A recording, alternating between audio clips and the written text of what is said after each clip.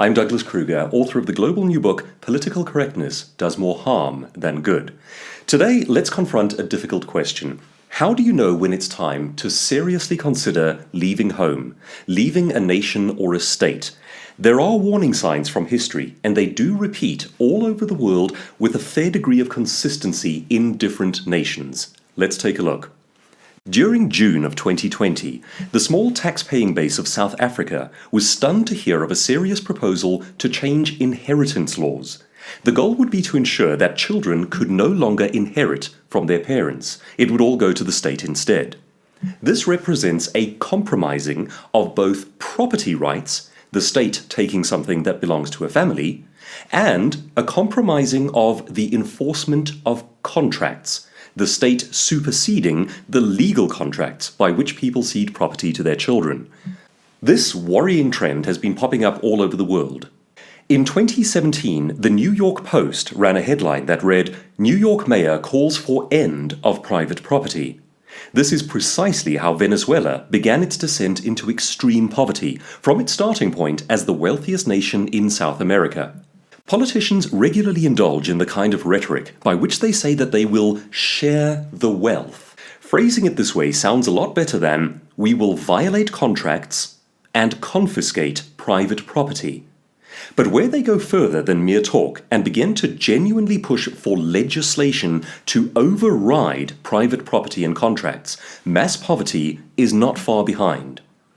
Politicians talking is one thing, but the savvy wealth builder and the person taking care of their family will view legislative changes as a sign to get out.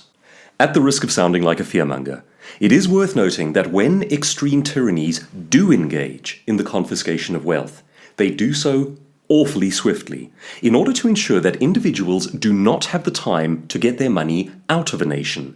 China famously nationalized many of its citizens' bank accounts more or less overnight. Chinese families awakened to discover that their entire life savings had been confiscated in a single fell swoop. The lesson is to be sensitive to how real a threat the mere talk of politicians is becoming, and then to act before it is too late. So, here are the signs of progression. The lightest and subtlest form of this threat is punitive taxation, in which one group, generally the business class, is targeted with massive wealth penalties. While this is not ideal for anyone building their capital, it is still survivable. Nevertheless, it indicates an animating spirit behind the politics in which wealth and property are viewed with scorn. These are bad signs. Next comes the specific targeting of private wealth.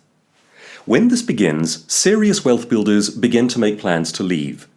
This might include the appropriation of pension funds, or talk of punitive taxation on inheritance, or the abolition of inheritance altogether. This last idea comes directly from Thomas Piketty, author of Capital in the 21st Century. To ensure that the rich don't pass their wealth on to their children, Piketty proposes that upon a person's death, everything they own should go to the state, not their children. If your goal is to build a prosperous intergenerational family, then by definition, you cannot live in a nation that does this. You must leave. What happens next depends on the government. Though the rising of poverty levels is more or less guaranteed, using the measure of history, such a nation may either merely become poorer, yet limp on tragically, or collapse entirely and become a failed state, or transform into a full-blown dictatorship generally premised on Marxism. But isn't it a moral improvement? Some will argue, using the fairness rubric, that even if everybody becomes poorer, it is nevertheless a more equitable scenario, which thus provides a morally superior outcome. This makes the mistake of thinking in terms of abstract classes rather than real human beings. It hinges on the assumption that all wealth is wrongly taken by bad people, not generated by good people. Yet try this real-world scenario. Imagine a poor family living in a ghetto or a township. They start their own small transportation business. They save, they struggle, they forego nice things in order to use their money to purchase a taxi. Through hard and often dangerous work, they lift themselves out of poverty to middle-class status, expanding their taxi business, all the while providing a service to the community in which they operate. Along comes the economic philosophy of Thomas Piketty, backed by government men with guns. He teaches entire populaces to think of the rich as a set of takers and exploiters, and as an entrenched class whose reign must be interrupted so that they do not give rise to yet another generation of a privileged few. So they confiscate all of this family's wealth. They do so either via the direct appropriation of money from their accounts, or via the abolition of inheritance laws. Either way, the government now has the money from the taxi business, and the family does not. And so, this family, which lifted itself out of poverty, becomes poor again. Their children, who might have enjoyed all the civilizational benefits of money, such as better education, must now start again. But don't worry about that, such governments will assert, because government schooling based on your pooled money is excellent. And if you buy that one, I have a bridge I'd like to sell you.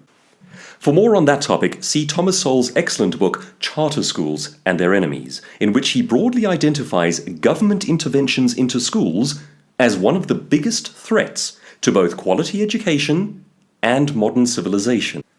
Here we see one of Piketty's ugliest problems in a real-world scenario. He talks about the rich, but the rich are not a category.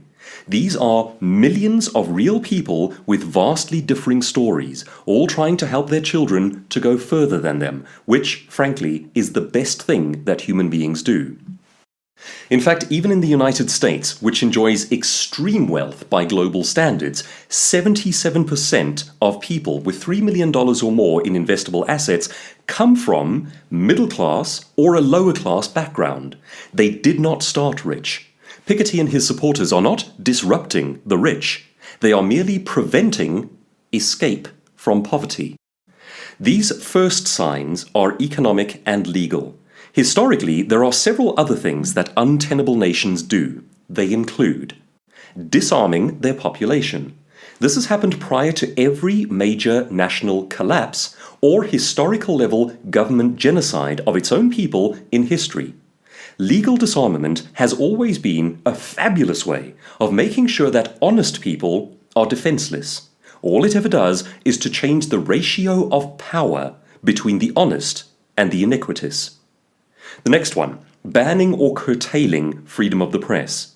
This is always phrased as being for the greater good or for national security. But national security and the greater good are better served by truth. And no nation historically has ever censored its way into good health. Severe censorship also makes it possible to hide government iniquity. Its progression is a very bad sign. The final and worst sign of impending national disaster is the targeting of one group as a scapegoat. Nations that do all of the things we've mentioned start to fail in a hurry. And if the government is to retain power, which it will want to do, it must blame someone other than itself. And so they do, whether that group is Jews, Tutsis, white colonialists, or any other demographic. When the state and media begin this trend together, serious violence is rarely far behind. Of all the warning signs, that is perhaps the worst one. Nobody likes the idea of leaving their home behind. But too much of history is littered with the corpses of the astonished dead, people who should have read the warning signs but simply couldn't believe them. My charge to you is simply this. Whatever choice you are going to make it intelligently. There are warning signs from history, and they do repeat with a high degree of consistency. Here's wishing prosperity and safety for you and your family.